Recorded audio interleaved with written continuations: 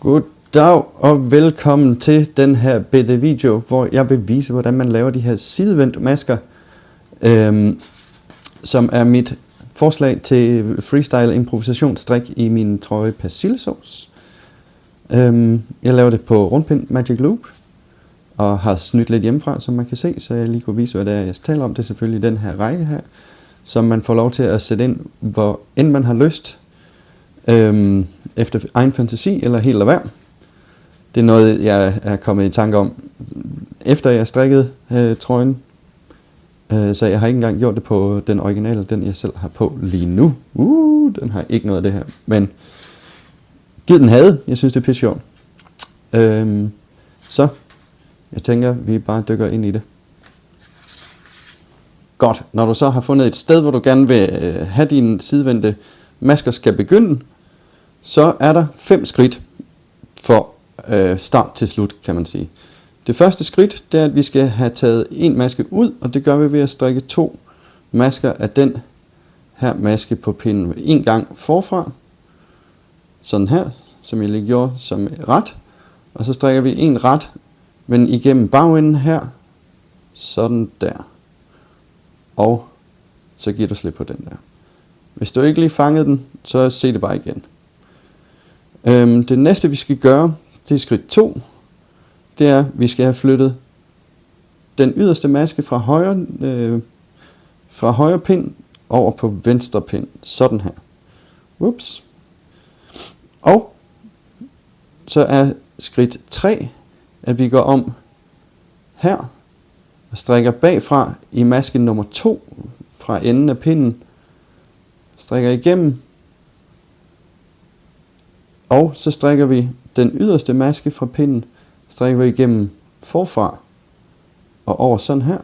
Og så løfter vi begge masker af pinden. Og så gentager man sådan set bare skridt 2 og 3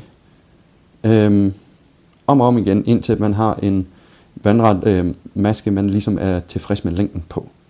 Så vi gør det igen. Første skridt er, eller skridt 2, men siden vi ikke skal blive ved med at tage ud, så det her første skridt er flyt en maske fra højre pind over på venstre, strik igennem den bagerste lænke på maske nummer 2, strik igennem den forreste lænke på maske nummer 1 fra enden af pinden, og hiv begge 2 over. Nu har vi 2 vandrette masker. Man kan se det sådan, så småt begynder at komme her. Og vi gentager bare, så det var 1 over. Strik igennem her. Og forfra på maske nummer 1. Sådan der. Hiv begge tråde af. Og så sætter vi en maske over. Vi har nu 3. Vi strikker her igennem. Bagfra. Og så forfra. Og løfter begge masker af. Godt. Nu har vi en god 5 masker. 1, 2, 3, 4, 5 sidevendte masker. Det er sådan set rigtig fint, men jeg vil gerne lige have nogle flere. Godt. Jeg laver lige 2 mere, og så viser jeg, hvordan man lukker af. Så først igen, man flytter en maske fra højre til venstre.